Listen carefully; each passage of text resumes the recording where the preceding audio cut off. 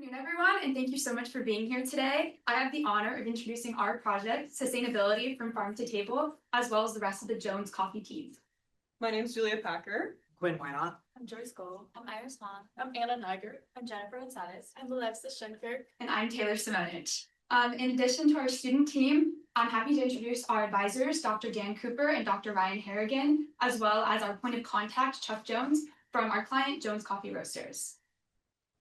So to begin, I just wanted to recognize the global significance of coffee as one of the most widely traded commodities in the world. However, the environmental and social costs of coffee production are increasingly coming into focus. Many conventional farming practices are very unsustainable and can contribute to serious ecological consequences, including deforestation, soil degradation, and loss of biodiversity. Our project sits at the corner. These environmental impacts are often accompanied by cultural and social challenges, particularly in regions where coffee farming is kind of the cornerstone of the local economy. But at the same time, consumer awareness is shifting. There's growing demand for ethically and sustainably sourced products. And so certifications like fair trade and organic are really driving market preferences. Our project sits at the intersection of these environmental concerns and consumer values, really aiming to analyze and quantify the impacts of what implementing these sustainable practices would have on a medium-scale coffee farm. So, as I just mentioned, there are a lot of components involved in getting your coffee from coffee farm to coffee table. So to better understand this process with the lens of sustainability, we looked at one supplier and asked the question, how sustainable are current operations at Jones Coffee Roasters across the supply chain, and how can they be improved? The Joneses trace back their origins back to Try that again. The Joneses trace their origins back 5 generations to when the Maldonado family matriarch claimed a land deed in the upper highlands of Guatemala. After finding success importing coffee beans, they were able to build a coffee roaster and cafe here in Pasadena, making what we know as our client, Jones Coffee Roasters. Here in Guatemala is Finca Dos Marias, the farm where all coffee comes from. As you can see, the Joneses keep it in the family from Guatemala to LA. So for our final deliverable, we have created a sustainability report of qualitative and quantitative data that we collected in Finca Dos Marias in Guatemala, as well as at Jones Coffee in Pasadena. We've compiled our key findings and created educated recommendations for the coffee company to implement. And again, really honing in on our key mission being figuring out where Jones Coffee is currently implementing sustainability and where can they improve. To set the scene a little bit further, Finca Dos Marias made a big change in how they grow coffee back in 2006. Around this time, they moved away from sun-grown coffee, which is primarily involved with clearing out the native forest and just to maximize yield. As seen in this top picture right here, you can see it's really open. But if you look at the most recent picture we took, about 20 years after they switched to shade-grown coffee, you can see that natural canopy is integrated back into the farming system. And this really helps both the quality of the coffee and also just the health of the ecosystem at large. And in doing so, they planted over 600,000 native trees. Looking into biodiversity on the finca, we collected data using traditional visual collection methods, as you can see in this photo on the right. And we used this data to create a species accumulation curve along with 3 other key findings from 1997 to 2025. And we've estimated that there's about 150 different bird species living on the finca, as well, and 50 of these are core forest species. We also have come to the conclusion that globally threatened species are present here, as well as neotropical migratory birds come here in large quantities. And this is just really important because it tells us that this habitat is able to support and is suitable for a large, diverse amount of species. And this species richness curve here shows the majority of species richness on the finca. And then hold on, I think I hear something really quick.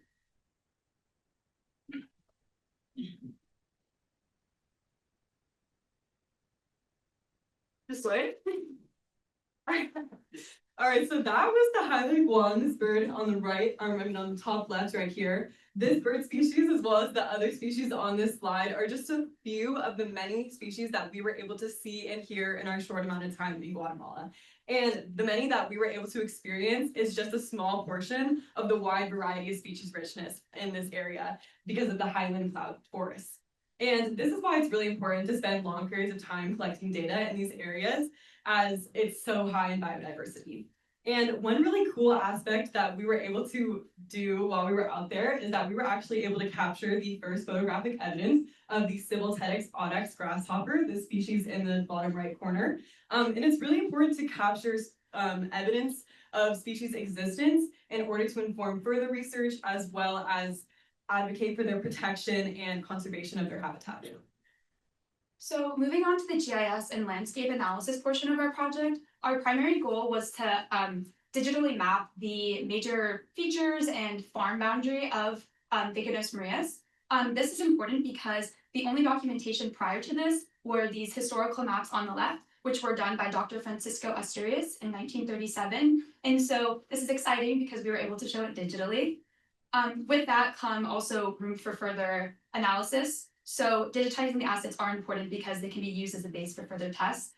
For example, as we mentioned earlier, intact forest is extremely important for the maintenance of biodiversity. So building on this, we were able to use both the historical records and also data we collected on the farm to create this map right here, showing the intact forest change from 1937 to 2024. So as you can see, there's about a 50% decrease in that land. Running a sustainable business does not just support the environment, but also supports the people within the environment, something that the Joneses do quite well. At the finca, they provide competitive wages, medical care, and they even secure retirement plans, something that only 25% of the working class in Guatemala are affording. Additionally, in Pasadena, they have plans to offer healthcare by 2026, something that most baristas are not lucky enough to have. Additionally, looking at energy and emissions, we found that the finca is almost entirely ran on hydropower. The source is this waterfall that flows throughout the farm.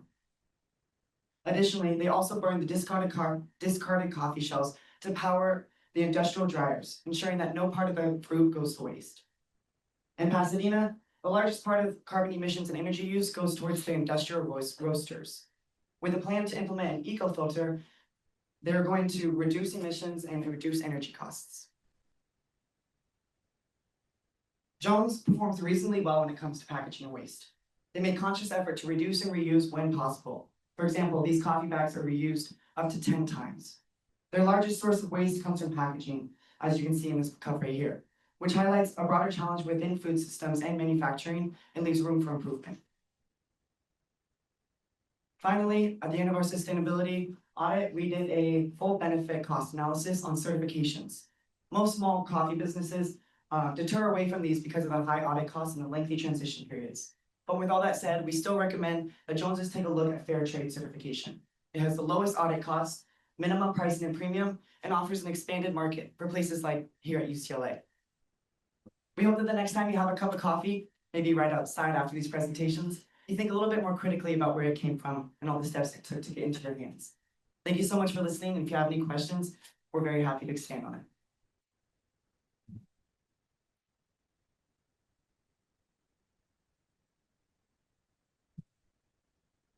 Nicely done. Questions from the audience?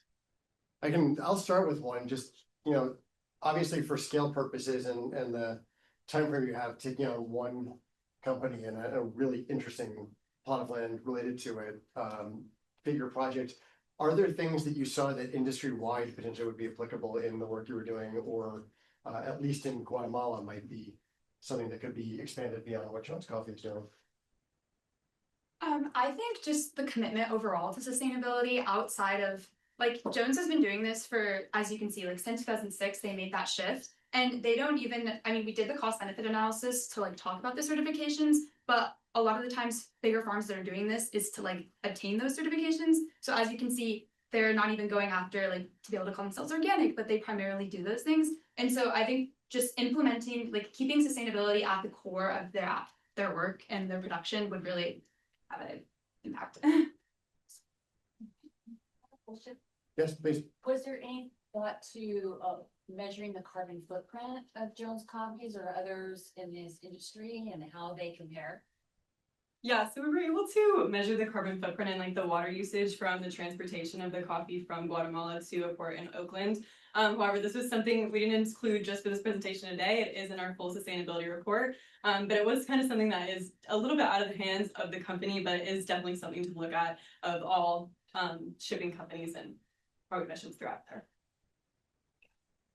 Brad, yeah, Yeah, just real quick, so with your species accumulation curve, those were over time, right? You had a bunch of different time points. And I was just wondering, can you infer anything from that in the sun versus shade from often transition as well? You know, sort of high points from, you know, from sun to shade or striking differences or